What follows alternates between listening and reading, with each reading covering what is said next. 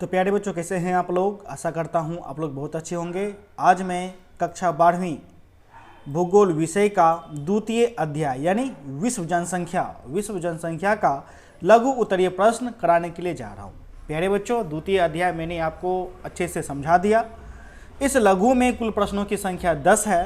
प्यारे बच्चों, यदि आप जानना चाहते हैं कि कौन सा प्रश्न VVI है या कौन सा प्रश्न MVVI है जो बिहार बोर्ड 2022 एग्जाम में आने की संभावना है, ठीक है, यदि आप जानना चाहते हैं, साथ ही सभी सब्जेक्ट का यानी इसका PDF फाइल लेना चाहते हैं तो इसके लिए आपको 12th पेड कोर्स ज्वाइन करना पड़ेगा। पूरे साल भर के लिए मात्र 500 शुल्क लगेंगे। 500 रुपये में आर्ट्स के सभी विषय का आपको क्वेश्चन आंसर PDF फाइल में दिया जाएगा। शॉर्ट क्वेश्चन, लॉन्ग क्वेश्चन और objective type chapter wise MVVI और VVI क्वेश्चन बताया जाएगा। अक्टूबर में कोर्स को समाप्त करके गैस क्वेश्चन दिया जाएगा तथा चैप्टर वाइज टेस्ट क्वेश्चन दिया जाएगा, ठीक है। प्यारे बच्चों, यह कोर्स सिर्फ और सिर्फ बिहार बोर्ड के छात्रों के लिए ही है जो छात्र कक्षा 12वीं में आर्ट्स ले रखे हैं। अधिक जानकारी के लिए आप हमें कॉल कर सकते हैं। हमारा नंबर है 70 150 45 52, ठीक है प्यारे बच्चों। तो प्यारे बच्चों, हम लोग आते हैं प्रश्न पे। और इस प्रश्न को कॉपी में लिखने के लिए आप हमारे वीडियो के डिस्क्रिप्शन बॉक्स में जाएं, वहां दिए गए लिंक को क्लिक कर इसे कॉपी में लिखें, ठीक है। प्यारे बच्चों, हमारा पहला प्रश्न निकल करके आता है, जनसंख्या घनत्व किसे कहते हैं। प्यारे बच्चों, मैंने आपको बताया था, समझाया था शुरुआती वीडियो में कि जनसंख्या घनत्व किसे कहते हैं, ठीक है, मैंने आपको कहा था। तो देखिए, इसको कॉपी में उत्तर हम लोग किस प्रकार से लिखेंगे, ठीक है। देखिए प्यारे बच्चों, हम आपको क्वेश्चन आंसर इसलिए कराते हैं ताकि आप कॉपी में अच्छे से लिख सकें और जो भी लिखें उसे बेहद ही अच्छे ढंग से समझ सकें, ठीक है। इसलिए मैं इस प्रकार से आपको दोबारा मैं समझाता हूं, ठीक है। तो उत्तर कॉपी में किस प्रकार से लिखना है, किसी देश अथवा प्रदेश में जनसंख्या तथा क्षेत्रफल, ठीक है, जनसंख्या तथा क्षेत्रफल के बीच के अनुपात को जनसंख्या घनत्व हम कहते हैं, ठीक है। यानी क्षेत्रफल के बीच के अनुपात को हम क्या कहते हैं, तो जनसंख्या घनत्व कहते हैं। इसे कुल जनसंख्या की कुल क्षेत्रफल में विभाजित कर प्राप्त किया जाता है। इसे प्रति इकाई क्षेत्रफल में रहने वाले व्यक्तियों की औसत संख्या के आधार पर व्यक्त किया जाता है, जैसे प्रति वर्ग किलोमीटर क्षेत्र में रहने वाले व्यक्तियों की संख्या, ठीक है। प्यारे बच्चों, जनसंख्या घनत्व निकालने के लिए हम क्या करते हैं, कुल जनसंख्या भागा कुल क्षेत्रफल करते हैं। मैंने आपको निकालना भी है ना समझाया था कि किस प्रकार हम जनसंख्या घनत्व हम निकालते हैं। देखिए, आसान भाषा में कहें तो क्या करना है कि जो क्षेत्र होगा उस क्षेत्र में जितना जनसंख्या होगा तो सभी जनसंख्या को भागा दे देंगे उस क्षेत्र का क्षेत्रफल से, ठीक है। तो हमको क्या निकल जाएगा, तो जनसंख्या घनत्व हमको निकल जाएगा, ठीक है। लेकिन कॉपी में आपको इस प्रकार से लिखना है, ठीक है प्यारे बच्चों। नेक्स्ट आपका प्रश्न है, जन्म दर और मृत्यु दर से आप क्या समझते हैं, ठीक है। प्यारे बच्चों, देखिए, एक वर्ष में जनसंख्या के प्रति 1000 व्यक्तियों पर किसी देश में जन्मे जीवित, ठीक है, जीवित बच्चों की संख्या को हम लोग क्या है ना बोलेंगे, तो जन्म दर कहते हैं, ठीक है। जबकि जनसंख्या के प्रति 1000 व्यक्तियों पर किसी देश का क्षेत्र में मरने वाले, ठीक है, मरने वाले लोगों की संख्या को प्यारे बच्चों हम लोग है ना क्या कहते हैं, तो मृत्यु दर कहते हैं, ठीक है। प्यारे बच्चों, इसे और अच्छे से समझने के लिए हमारा जो लेक्चर का वीडियो है उस वीडियो को देखें और इसे आप अच्छे से समझें, ठीक है। अब इसी में क्या है, तो प्यारे बच्चों आपका प्रश्न है, जन्म दर और मृत्यु दर में अंतर स्पष्ट करें। दोनों का परिभाषा जो अभी तुरंत हम बताए हैं, ठीक है। इसलिए हम दूसरे पॉइंट पर आते हैं। दूसरा पॉइंट क्या है, जन्म दर की जानकारी किसी देश की जनसंख्या वृद्धि के अध्ययन के लिए बहुत उपयोगी होता है, ठीक है। जबकि मृत्यु दर में संयुक्त राष्ट्र संघ के अनुसार मृत्यु से तात्पर्य जन्म के बाद किसी भी समय जीवन के सभी परिमाण का अस्थायी रूप से लोप हो जाना, यानी कि जब व्यक्ति जब मर जाता है तो प्यारे बच्चों ने क्या होता है कि उसका जो भी अस्थायी परिमाण होता है वो लोप हो जाता है, यानी समाप्त कर दिया जाता है, ठीक है। प्यारे बच्चों, नेक्स्ट आपका प्रश्न है, ठीक है, चौथा प्रश्न है, जनसंख्या परिवर्तन होने के किन्हीं 3 कारणों का उल्लेख करें, ठीक है। अथवा इसी प्रश्न को आपको एग्जाम में घुमा करके देखने को मिलेगा, जनसंख्या परिवर्तन के घटकों को लिखें, ठीक है। देखिए, क्वेश्चन क्या कहता है, क्वेश्चन कहता है कि जनसंख्या परिवर्तन, देखिए मैंने कल ही आपको जनसंख्या परिवर्तन ने समझाया था। अब यह बोला है कि जनसंख्या परिवर्तन के 3 घटक कौन कौन से, यानी कि 3 कारण कौन से। मैंने आपको कल समझाया था कि जनसंख्या परिवर्तन के कितने कारण हैं, तो 3 कारण है, एक जन्म दर, दूसरा मृत्यु दर और तीसरा क्या, प्रवास। मैंने प्रवास को भी आपको अच्छे से समझाया था, हालांकि प्रवास आगे भी है तो मैं आपको प्रवास आपको अच्छे से समझा दूंगा, ठीक है, ठीक है। यूँ देखिए, प्रवास आपका यहाँ पर देखिए ना 7 नंबर में प्रवास, इसलिए फिर से हम आपको प्रवास समझा देंगे, ठीक है। नेक्स्ट आपका, तो प्यारे बच्चों, जनसंख्या परिवर्तन के क्या है, तो 3 घटक हैं यानी 3 कारक हैं।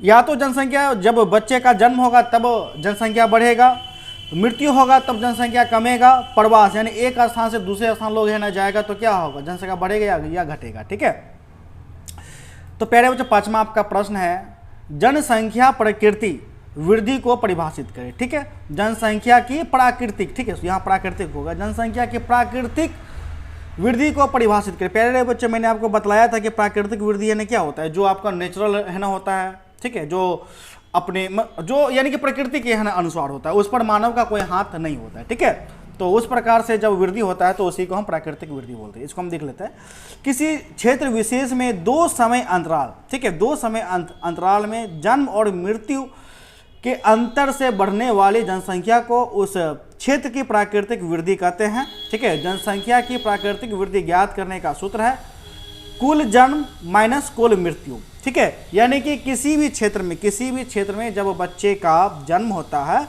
ठीक है, तो वो एक समय अंतराल होना चाहिए। समय अंतराल जैसे क्या, जैसे कि 2000 से लेकर के 2002 तक, देखिए दो समय अंतराल है ना, 2000 से लेकर के 2002 तक, इस प्रकार। ठीक है, जब दो समय अंतराल है ना होगा, उस समय अंतराल में जितना बच्चे का जन्म हुआ उसमें से हम घटा देंगे जितना का मृत्यु हुआ, तो हमें क्या प्राप्त है ना होगा, तो हमें प्राकृतिक वृद्धि प्यारे बच्चों प्राप्त होगा। ठीक है, नेक्स्ट आपका प्रश्न है, छठा प्रश्न है, जनसंख्या की धनात्मक वृद्धि तथा जनसंख्या की ऋणात्मक वृद्धि से आप क्या समझते हैं।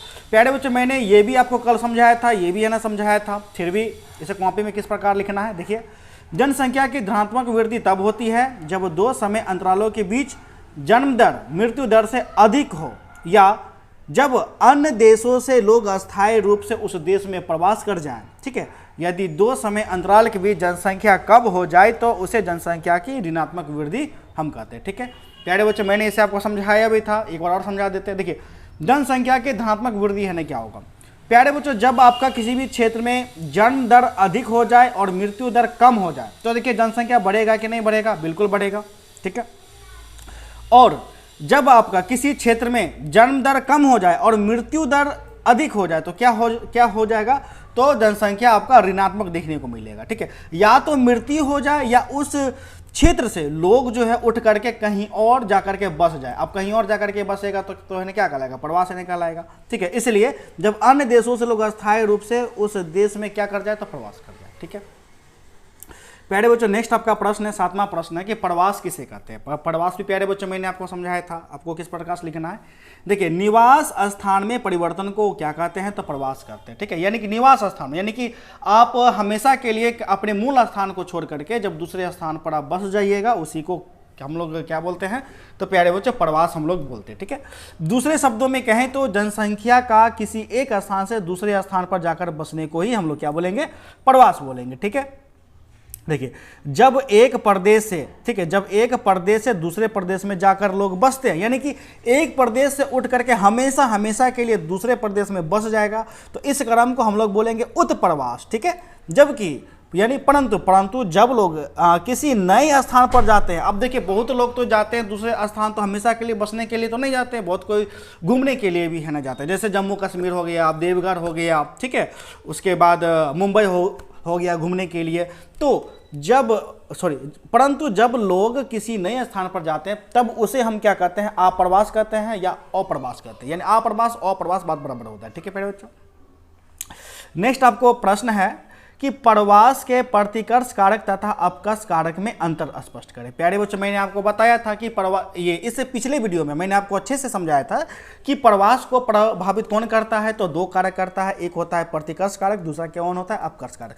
प्रतिकर्ष में मैंने आपको बताया था कि लोग मजबूरी से दूसरे स्थान जाता है, जबकि अपकर्ष में लोग स्वेच्छा से दूसरे स्थान जाता है। ठीक है, तो इसका उत्तर हम लोग है ना देख लेते हैं। देखिए, प्रवास के प्रतिकर्ष कारक तथा अपकर्ष कारक निम्नलिखित हैं, ये निम्नलिखित अंतर है। पहला अंतर क्या है, देखिए पहला पॉइंट, प्रतिकर्ष वह प्रवास है जो नौकरी या किसी कारणवश एक स्थान से दूसरे स्थान पर प्रवास करते हैं। ठीक है, जबकि अपकर्ष के अंतर्गत अपकर्ष वह कारक है जो स्वेच्छा से एक स्थान से दूसरे स्थान क्या करते हैं, तो प्रवास करते हैं। ठीक है, इसमें स्वेच्छा से करेगा, इसमें किसी कारणवश करेगा, चाहे नौकरी के कारण हो या अपने आजीविका को चलाने के लिए हो। ठीक है, दूसरा पॉइंट आपका क्या है, बेरोजगारी, आजीविका के साधनों की कमी। आजीविका मतलब कि जीने लायक, ठीक है, ये जैसे किसी को नौकरी नहीं मिला तो पैसा चाहिए कि नहीं चाहिए, तो इसी के लिए आजीविका के साधनों की कमी या भूखमरी आदि प्रमुख क्या है, तो प्रतिकर्ष के कारक है, ठीक है।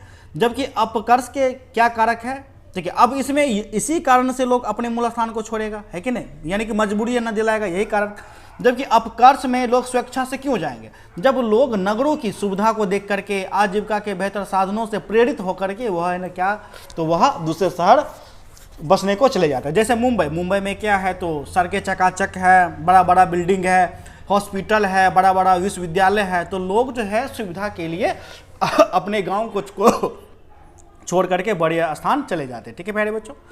नेक्स्ट तीसरा पॉइंट है, प्रतिकर्ष प्रवास में खास करके गांव से नगरों की ओर लोग क्या करती है, तो प्रवास करती है, ये है, ठीक है। यानी कि देखिएगा गांव में मजदूर लोग बहुत अत्यधिक है ना रहते हैं, तो मजदूर लोगों को नौकरी कहाँ मिलता है, जैसे मजदूरी करने का बड़ा बड़ा उद्योग वो तो बड़े नगरों में है ना मिलते हैं। इसलिए प्रतिकर्ष के अंतर्गत सबसे ज़्यादा गाँव से लोग नगरों की ओर क्या करते हैं, तो प्रवास करते हैं। जबकि अपकर्ष के अंतर्गत नगरों में उद्योग, परिवहन, संचार, व्यापार आदि की बेहतर सुविधाओं लोगों को प्रवास के लिए क्या करती है, तो प्रेरित करती है, ठीक है प्यारे बच्चों। तो 3 आपका क्या है, तो 3 आपका अंतर काफ़ी है। नेक्स्ट आपका प्रश्न है, देखिए प्रश्न है, प्रवास से संबंधित किन्हीं 4 अपकर्ष कारकों का क्या करे, तो उल्लेख करें। अपकर्ष मैंने आपको बताया था कि अपकर्ष कारक कौन सा कारक होता है, जिसमें लोग स्वेच्छा से जाता है, यानी अपने मन से जाता है दूसरे स्थान, ठीक है। तो इस प्रकार इसका उत्तर हो जाएगा कि प्रवास से संबंधित 4 अपकर्ष कारक इस प्रकार है। पहला, काम के बेहतर अवसर। अब कोई लोग काम के बेहतर, अब देखिए काम तो गांव में भी है, ठीक है, लेकिन बेहतर जब नगर में है ना मिल है ना जाता है, तो लोग स्वेच्छा से वह नगर की ओर प्रस्थान कर जाता है, ठीक है। दूसरा पॉइंट हो जाएगा रहन सहन की अच्छी दशाएं। जैसे मान के चलिए कि बड़ा शहर में मुंबई में जाइएगा, वहाँ का रहन सहन का अच्छी दशाएं हैं, तो लोग उसको है ना देख करके चला जाता है, ठीक है। और शांति, ठीक है। अब जहाँ किसी को लोग को देखिएगा कि शांति मिलता है, जैसे देखिएगा कि कोई लोग मार्केट में है ना रहता है, इतना गाड़ी घोड़ा चलता है कि हल्ला बहुत है ना ज़्यादा होता है, तो लोग शांति के लिए गांव में जाकर के ना बस है ना जाते हैं, तो वो भी स्वेच्छा से गए गांव में है ना रहने के लिए, तो वो भी आपका क्या हो जाएगा, आपका कारक हो जाएगा। इसी प्रकार जीवन व संपत्ति की सुरक्षा। अब बहुत जगह देखिएगा कि गुंडागर्दी बहुत होता है, जैसे बिहार में देखिएगा कि बेगूसराय का जो मोकामा जो शहर है, वहाँ गुंडागर्दी बहुत होता है, तो लोग अब जो अमीर है, पैसा वैसा है, अब कोई बार बार लोग डकैती करने के लिए आएगा, तो लोग वहाँ रहेगा नहीं रहेगा, इसलिए अपनी संपत्ति को सुरक्षा करने के लिए लोग यहाँ से उठ करके कहीं और है ना चला जाएगा जहाँ चोर डकैत नहीं हो। तो ये भी देखिए आपको स्वेच्छा से गया कि है ना नहीं गया, बिल्कुल है ना गया, ठीक है। तो ये 4 पॉइंट आपका है ना काफ़ी है। और 5वां पॉइंट क्या है, अनुकूल वातावरण। किसी को देखिएगा कि वातावरण सूट नहीं करता है, ठीक है, तो इसलिए अपने अनुकूल वातावरण के लिए लोग अपने मूल स्थान को छोड़ करके दूसरे स्थान चले जाते हैं, ठीक है। नेक्स्ट आपका पॉइंट है कि प्रवास से संबंधित 3 प्रतिकर्ष कारक। प्रतिकर्ष कारकों का उल्लेख करें। प्रतिकर्ष प्यारे बच्चों मैंने आपको बताया था कि जो मजबूरन आपको जाए, मजबूरी में अपने मूल स्थान को छोड़ करके दूसरे स्थान जाए, तो प्यारे बच्चों क्या क्या होगा, तो पहला ऑप्शन होगा अच्छे आर्थिक अवसरों, नौकरी तथा रहन सहन की बेहतर सुविधाएं, ठीक है। अब किसी को गांव में, जैसे कि आप ही देखिए, आप गांव में बेरोजगार है, 1 रुपया नहीं कमाते, ठीक है, और घर में कमाने वाला कोई नहीं है, ठीक है, घर में कमाने वाला कोई नहीं है, तो आपको अपने घर का घर चलाने के लिए क्या करना पड़ेगा, नौकरी। और नौकरी यदि दिल्ली में मिलेगा तो आप मजबूरन में दिल्ली जाइएगा कि नहीं जाइएगा, और कमा करके घर में पैसा भेजिएगा, तो आपका मजबूरी क्या किया, तो नौकरी, ठीक है। तो आपका है ना क्या होगा, तो नौकरी, ठीक है, और यानी कि अच्छे आर्थिक अवसरों की खोज, तो यह आपका क्या है, तो प्रतिकर्ष का कारक है। दूसरा क्या है, दूसरा है विवाह। अब देखिए जितना भी जो लड़की शादी है ना करेगी तो है ना कहाँ जाएगी, तो हिंदू में तो रीति रिवाज है, ठीक है, हिंदू में, मुस्लिम में, सभी में आपका रीति रिवाज है कि लड़की पराई धन होती है, अपने घर को छोड़ करके अपने पति का घर चले ना जाती है, तो विवाह के कारण वो अपने मूल स्थान को छोड़ी कि है ना नहीं छोड़ी, ये भी एक क्या है, तो ये भी एक आपका प्रतिकर्ष कारक ही है, ठीक है प्यारे बच्चों। उसके बाद प्यारे बच्चों देखिए अंतर जातीय विवाह के अंतर्गत है ना क्या है, प्यारे बच्चों देखिए कोई लव मैरिज शादी है ने किया, अब लव मैरिज शादी करने के कारण है ना क्या हुआ कि समाज उसका बहिष्कार है ने कर दिया, ठीक है, बहुत ताना मारता है। अब ताना मारने के कारण मतलब इतना वे लोग को बेइज्जत कर दिया, इतना बेइज्जत कर दिया कि वह दोनों प्राणी, ठीक है, क्या करेगा, अपने मूल स्थान को छोड़ करके एक ऐसा जगह चले रहने जाएगा जहां उसे सुकून का जिंदगी मिल सके, जहां उसे देखो अब दूसरी जगह जाएगा तो दूसरे लोग उसे जाने भी नहीं करेगा कौन है कौन नहीं है, इसलिए वो वहां जाएगा तो वहां अच्छे से रह पाएगा, ठीक है। अब अपने स्थान को छोड़ करके जो दूसरे स्थान गया, इसका मुख्य कारण क्या था, तो अंतरजातीय विवाह था, ठीक है। उसके बाद है ना क्या हो जाएगा कि राजनीतिक है ना गड़बड़ी। अब देखिए बहुत जगह ऐसा होता है कि राजनीतिक आपका गड़बड़ी है ना होता है, ठीक है, जिसके कारण जो है लोग अपने मूल स्थान को छोड़ करके मजबूरन दूसरे स्थान पर चला जाता है। तीसरा आपका क्या होगा, सामाजिक असुरक्षा, जहां देखिएगा कि गुंडागर्दी बहुत है ना होता है, ठीक है, पुलिस उसको सुरक्षा प्रदान नहीं है ना कर पाती है। इस क्रम में है ना क्या होता है, तो लोग अपने मूल स्थान को छोड़ करके दूसरे स्थान चले जाता है, ठीक है। तो प्यारे बच्चों आपका यही हो गया 10 प्रश्न। इसे यदि आप कॉपी में लिखना चाहते हैं तो आप वीडियो के डिस्क्रिप्शन बॉक्स में जाए, वहाँ दिए गए लिंक को क्लिक कर हमारे वेबसाइट से इसे आप लिखें। और यदि इसे आप PDF फाइल में लेना चाहते हैं और 10 में से MBBI और BBI क्वेश्चन जानना चाहते हैं, प्यारे बच्चों जो मैं MBBI और BBI क्वेश्चन इसमें से बता दूंगा 100% है कि यदि इस चैप्टर से पूछा जाएगा तो वही प्रश्न पूछा ही जाएगा। तो यदि आप जानना चाहते हैं, इसे PDF फाइल में लेना चाहते हैं, तो आप अवश्य रूप से 12 पेड कोर्स ज्वाइन करें। पूरे साल भर के लिए मात्र हम आपसे 500 रुपये ले रहे हैं, पूरे साल भर के लिए, ठीक है। बस करना यह है कि इस नंबर पर फोन पे, गूगल पे, पेटीएम के माध्यम से 500 रुपये भेजना है। स्क्रीनशॉट लेकर के व्हाट्सएप पर भेजिएगा, फिर मैं आपको व्हाट्सएप पर जोड़ रहने दूंगा और जहां तक पढ़ाई हो चुका है वहां तक का नोट्स आपको उसी टाइम दे दिया जाएगा। तो प्यारे बच्चे मिलते हैं नेक्स्ट वीडियो में, तब तक के लिए धन्यवाद। जय हिंद।